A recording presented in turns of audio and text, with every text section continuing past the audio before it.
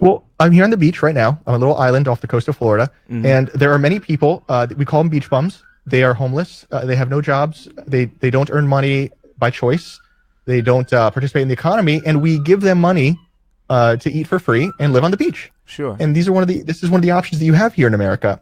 Generally speaking, taxes are something you opt into, and you agree to pay your taxes when you take on work. Now, the more nuanced. I'm sorry to cut you off here. I just think it's very good to be clear about what we're talking about here, because when you say you agree to it, is this something that you've actually formally agreed to, or are you talking about the social contract here? Because a lot of people, I don't think, are formally agreeing to these things, but because they're just implied, because they come about societally, I think that's what you might be talking about. Because at least it doesn't work any differently than it does with Bitcoin. So, like with Bitcoin, when you use Bitcoin, you agree to the rules of Bitcoin. You agree that there's 21 million Bitcoin and the block time is 10 minutes. It's part and parcel with the use. It's a highway of sorts, and you don't get on it unless your car meets the right size.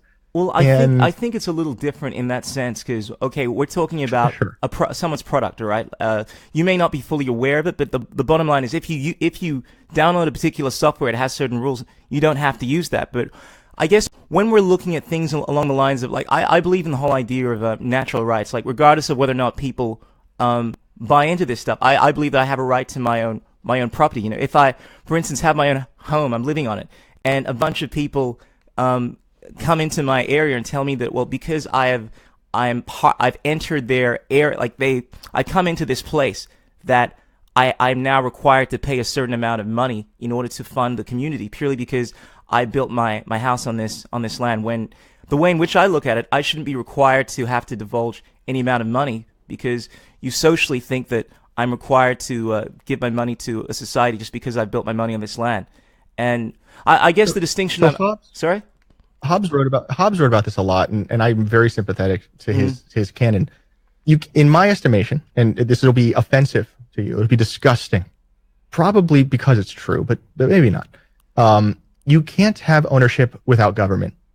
That doesn't seem to be possible. The social contract that humans agree to when they live in a society is that in exchange for being beholden to the group will, they get to own.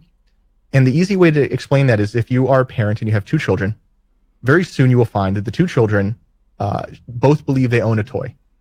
And when that happens, one of two things will happen. Either the most tyrannical kid will win, the strongest kid will beat up the other kid, and he's the winner, and that's how ownership works. Whoever's the strongest owns all the things. Or conversely, they will defer to the parents to govern.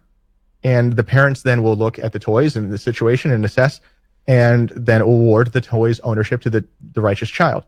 That seems to be the way that society works. I think you would probably be very hard-pressed to find a society that could have any notion of ownership that didn't devolve either to tyranny or government.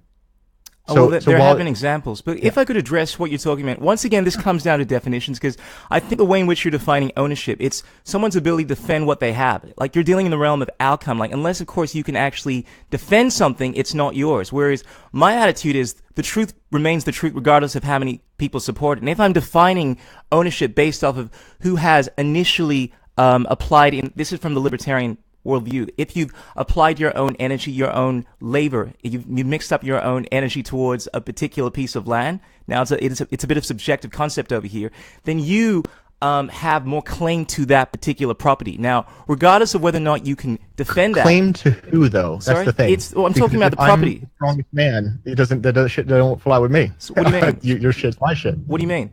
Oh, well, so claim. So let's say you had a farm. We're on an island. Okay, let's say you're on this island with me, and there's nobody else here. Sure. It's you and I, and you're on one side and I'm on the other side. And you created this awesome farm, and you have a daughter that's super hot, and you may have a canoe. All of that's mine because I'm stronger than you. So as soon as I want your daughter, as soon as I want your farm, I'll just kick you off the island, and that's mine now. Well, sure. I mean, you can say something like that, but and that's your opinion. But the way in which I'm defining this thing, unless of course you've applied like a certain amount of time and energy in order to secure this area. I mean, we're doing this objectively, but the idea of me going to an island saying this is all mine, this is mine, I own it. Now this is a subjective concept, but I think within the realms of reason, you can work within this idea that if you have subjectively applied enough time and energy in a particular area, it's not owned by anyone, and then you obviously have a high claim to that. And within this definition, then because you have a high claim to that area, that becomes yours. Now, you may not be able to defend it, but isn't that it's what not the Native required Americans for. did? Sorry? Isn't that what the Native Americans did?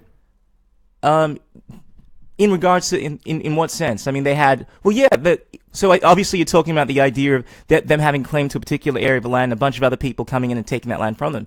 Yeah, well, technically speaking, within a libertarian mindset, they have an actual claim to that higher.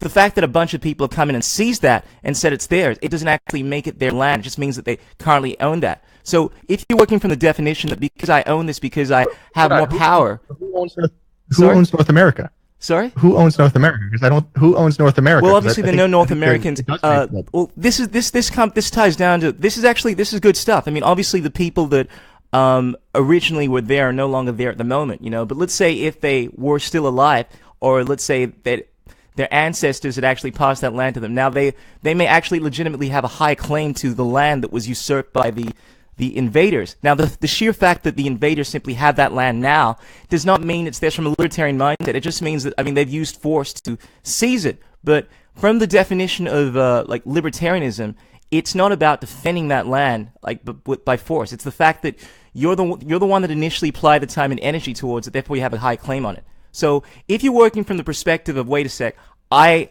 defend this place, this is mine, I've usurped it, I think, which is your definition, then yeah, I completely understand what you're saying. But if you're working from the libertarian definition, then regardless of who is defending that land, who owns that particular land at the moment, is irrelevant. It comes down to who initially applied their time and energy and who has the high claim to that particular area of land.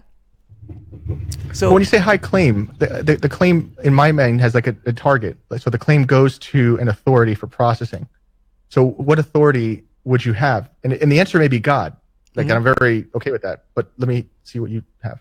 All right. Well, granted, it is subjective, but look, it has to do with being able to prove. I mean, if, for instance, I go to a particular area of land, it's not occupied by anyone, and then so let's say, actually, better example, I find a house, right? Some little shanty hut.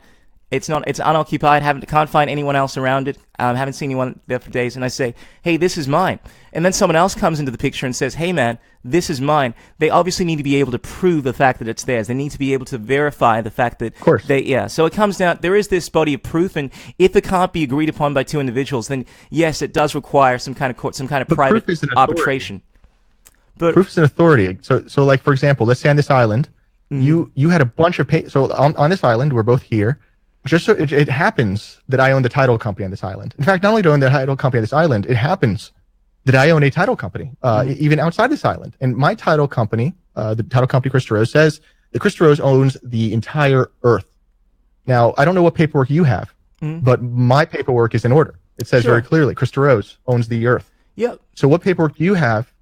And again, how is it that who do you appeal to if, in fact, I'm stronger than you? All right. Well, here's the thing. It comes down to the claim. If your claim is an illegitimate one, so once again, this is within the realms of subjectivity. It's 100% legitimate. But here's the thing. Within the realm of libertarian philosophy, I mean, subjectively, you can say, yeah, it's legitimate. You know, it's because I say this piece of paper says it does. But the idea of claiming an entire area of land to be yours, so let's say an entire country, Earth, like that's not considered subjectively to be a legitimate claim, in that it is you would have had to have applied enough time and energy, right? Like your entire group of people, and it needs to be rational. Like, granted, this deals in an area. But didn't that work for the? Sorry. Didn't that work for like Christopher Columbus? Didn't that's the whole point. That was an title to North America. Yeah, but that was an illegitimate claim. The idea of doing something like that, just 100%. Yeah. 100%. So that's what I'm talking about. But hold on. And I can see in terms to be of legitimacy, isn't that what won?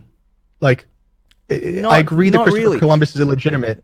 But what universe do we live in? The illegitimate one where he won, or the legitimate one where the Native Americans won? Well, here's the thing. I think objectively you can. I mean, granted, I say the word objectively here, but I think within a rational, commonsensical approach, you can define when something is an illegitimate claim. For instance, if I went into your country and I said, hey, you know what? This entire country is mine. I own this now because I feel like I own. It's not considered a legitimate claim. However, if I enter an area that is unoccupied by someone, it's a small area of land. I'm using this. It's currently being used by me. It is. I can say that it is subjective. Largest army always the most legitimate. Like, Sorry? if I had the largest army, doesn't that always make me the most legitimate? You're working from the realm of what, like, a non-libertarian mindset. So what you're saying is legit if you're defining this in the realm of being able to defend it, but within this is once again what it comes down to, defining these parameters. I mean, the way in which you define the philosophy of libertarianism, and granted there is a subjective element to it, being able to defend it is not a requirement for legitimacy. I mean, like it's not the fundamental defining characteristic of whether or not something is legitimate. Like if I own something, if I apply my labor to it, and a bigger, stronger force comes to take it away from me, and I can't defend it, it doesn't mean that that thing is no longer mine. The fact that I've applied my time and energy to it. Something? Sorry, sure. But I'd like not to stick on this because this fundamentally comes down to a philosophical approach towards life. But can I suggest something? Sure. I'll make it relatively quick. I would suggest that I came here with lots of ideology, and the ideology provided a lot of meaning to my existence. It provided a lot of like validation of my ancestry or my beliefs. But what I came to decide for myself, this may not be right for you, is that the notion of the legitimate or the notion of the real is what I can see through empiricism. So in many ways, it seems to me that truth is necessarily without meaning, or it perhaps is itself eroding of meaning. But for myself, what I've found to be most successful is that which predicts truth. So what you may find, and this may not be true, but the degree to which you believe in an ideology is the degree to which you may find yourself disappointed by the natural world, which is generally true in this space. In any case, sure. You should consider the libertarian meaning is very consoling. It's comforting. It empowers us.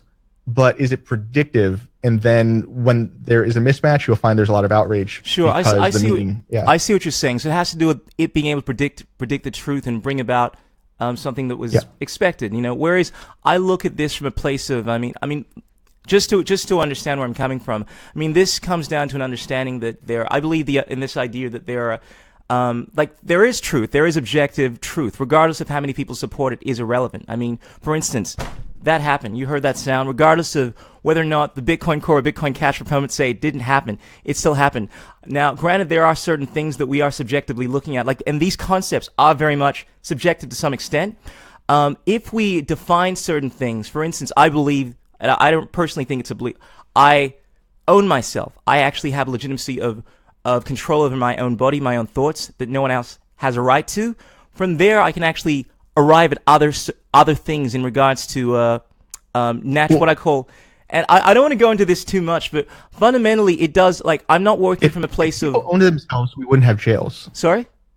If people owned themselves, we wouldn't have jails. Would be my suggestion. Because this doesn't have to do with the consequences. You're talking about the sheer fact. It's like saying, to me, it's like saying that if this sound, I'm trying to think of a comparison. Like the fact of owning yourself is not dependent on what happens in the future. I mean, the idea of saying that I don't own myself, like I don't own myself because someone has the ability to put me in jail, is not relevant to me. If I own myself regardless, now the fact that someone can take me and put me in jail, that's just something that happens in the future. It doesn't change the fact that, legitimately speaking, from an objective standpoint, I still have rightful ownership of myself. And that's the framework that I think you're looking at this in terms of what is likely to happen, or what can happen. I don't know that you even want people to own themselves, because it seems to me that if someone robbed you, you would quickly call like the police and you would have them taken away, and you would support that. So you can own your own thoughts probably, but your body, it seems, is of the state, or it is at least ownership in the herd, which is kind of, it's not that it's antithetical to libertarianism, but like if you think about, like, does your finger own itself? No, it belongs to the hand, and the hand belongs to the arm, and the arm belongs to the body. In many ways, I think the same is true of the humans, which belongs to the city, which belongs to the state, which belongs to the country. Yeah, kind of look, I understand the perspective. I mean, this is a conversation this is the age-old conversation that you'll have, in this realm, like, every libertarian's had this conversation, but I don't see it like that. To me, the fact that I own myself is a self-evident truth. I know it's something that you wouldn't agree with. I mean, but I don't know that it's self-evident, but you may want to consider that it provides meaning. It provides validation. Yeah, sure. Or at least, I mean, I could be wrong, but that's generally the appeal of ideologies. Sure. And look, I like your approach in that it's a very humble one. I tend to, you see, from the libertarian approach, I also consider humble in that it's not looking at what is going to happen. I think much of your thinking is you try to adopt truths that are likely to predict something in the future, whereas my attitude is I don't know what's going to happen in the future. I don't believe you can definitively know. You're dealing in realms of probability. I can only deal in terms of what is, and personally speaking, I only make definitive judgments on what is. So granted, it is still to some extent subjective. When I'm talking about myself, like certain things in regards to the now, which is the only realm that you deal in, yeah, I say things definitively, but when I'm dealing in what's likely to happen, it's something that I don't know. A lot of people think libertarianism it's this utopian idea in that it's going to bring about a better society. I don't look at things from that perspective. I know a lot of libertarians support that idea, but it's based off of this idea of this is within the realm of from the philosophy of property rights. So we can either go into Ayn Randian philosophy or Lockean property rights, or talk about Plato, deontological ethics. But it's this idea that there are axiomatic principles that are inherent within nature, certain laws, just like the laws that govern certain principles in gravity and things like that. And without getting into that, I know this is obviously a contentious issue. I look at it from this idea of this is definitive, so regardless of what happens is irrelevant, as opposed to I'm going to accept this because it's going to lead to a predictable future.